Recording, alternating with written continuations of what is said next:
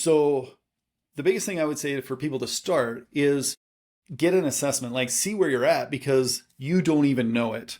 So that's one of the first things we start with people is whether in office, we'll take the pictures or virtually, there's an app people can download. They can have someone take a picture from the front and the side, and then they send it to us and we analyze that and go over a video call with them. So just having that picture, having someone take a picture against a wall or something where you're just off the wall so you can have a kind of a framework of where straight is. And then measuring that out because people might not know they're tilting their head or tilting their shoulders or where their hips are aligned. And once we see that, then they start paying attention. Their brain kind of connects a little bit to that to say, I noticed that all the time where they never felt that before. So to help people get that assessment, I would say have someone take a picture. Or another way you can do it is find a door frame, find a wall, and line up your back.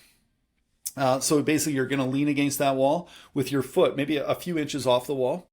Just lay with your hips, your shoulder, and your head on that wall. Now, if you have a hard time getting your head back against that wall, there's an issue right there. It means your head is normally here, and to get on the wall, you're probably going to tilt up or really find it difficult to bring it back, and your body's going to have to compensate to do that. So that's a good assessment for people to realize where they're at.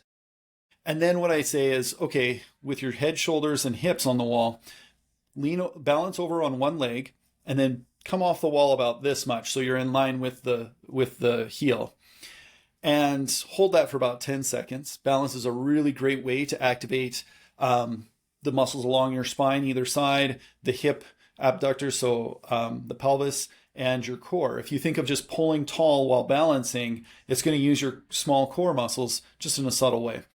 And then after 10 seconds, 15 seconds, go back to the wall and try to slowly lean against it and see what hits. If your shoulders hit, but your butt and your head are still forward, it's a sign your posture has compensated. So it kind of resets your brain to sense, oh, I need to stick my butt behind me more and my head. And this is a really important thing because most people think they're aligned when they I don't know if you can, I'll try to describe it for your listeners, but you can maybe see me a little bit here too. They say, I got to bring my head back. So they do this, but now their hips have gone forward and they've really collapsed in their lower back. What happens when we lose our postures, our head will go forward. So then we tighten up these muscles like this. Our shoulders are back. So now we drop our hips forward and now we have chronic lower back issues, or we have chronic shoulder tension and knots because these are constantly pulling to hold our head up. So from the shoulders up into the neck. We have chronic headaches because these muscles get really tight.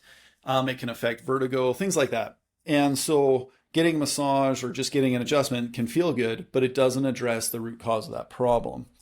And if they're holding awkward positions for long periods of time, the body won't even know where that should be or how to fix it. So that's where I'd start, getting awareness, standing against a wall, trying to balance to feel that alignment of where it should be.